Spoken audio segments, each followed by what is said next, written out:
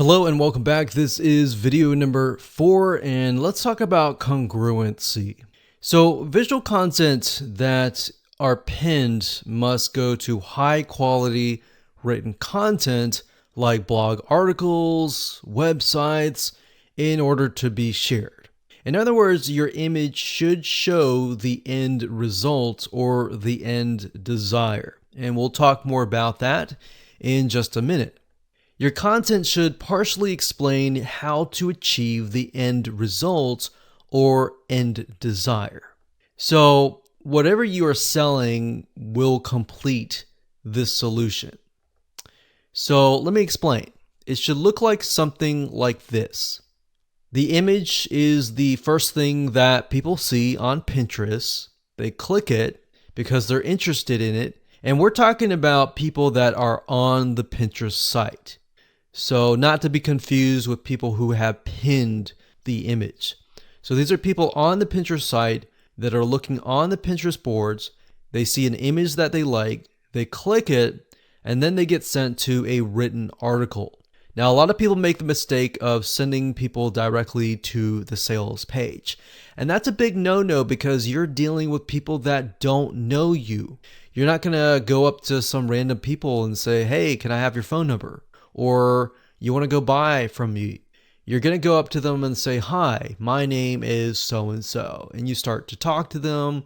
You start to realize you have common ground. You begin to build a relationship with them. So same premise here. You're going from the image to a written article to an opt-in or a sale. Now, from the written article, sometimes you can go straight to the sale because somebody who may be looking for the solution immediately doesn't really want to wait. But if you know that they're not looking for the sale, but rather they are somebody who is interested, you can get them to sign up on your email list. And then, of course, from that point on, build a relationship with them. And then, of course, get the sale later down the road. So now to give you an example of this in real life, let's say, for example, that your image shows a picture of a no sugar cupcake. And this is going to attract somebody who cannot eat sugar and has health issues. So kind of tapping into the example that I talked about earlier. This could be somebody who maybe is diabetic or somebody who has a health condition who can't eat sugar. So you're going to have on the image, it's not going to just be an image, it's going to be an image with some text that you can grab them in. You're going to have a good description to tell people what the image is all about. Now, if they click on that image and they get a cupcake and that is made of sugar, brown sugar, sugar cane, even coconut sugar, they're going to be upset and leave. Or let's say you don't even have any text and it's a sugar cupcake. And somebody clicks on that and then they get sent to an article that is like a no sugar cupcake. They're going to get upset with that. That is why the image is so crucial. It's not just about a beautiful image, but it's an image that has a good description, that has text on it, and that has a call to action.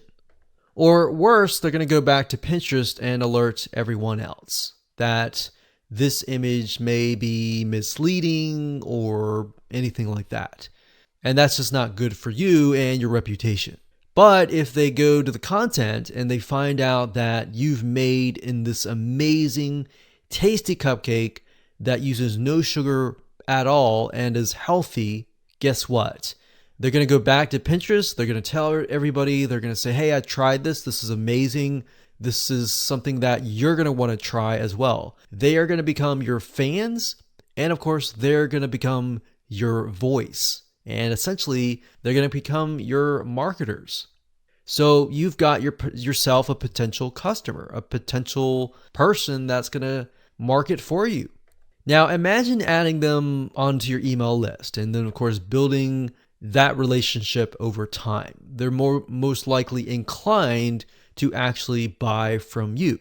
And that is what we call a profitable targeted automation machine by using Pinterest. And that's the goal of today. That's the goal of this video course, is to get you in that mindset so that you understand that this is the power of Pinterest, but it must be done right. So now let's talk about the size of your images. Should your images be small? Should they be big? What size should they be? What should they look like? Let's talk about that in the next video.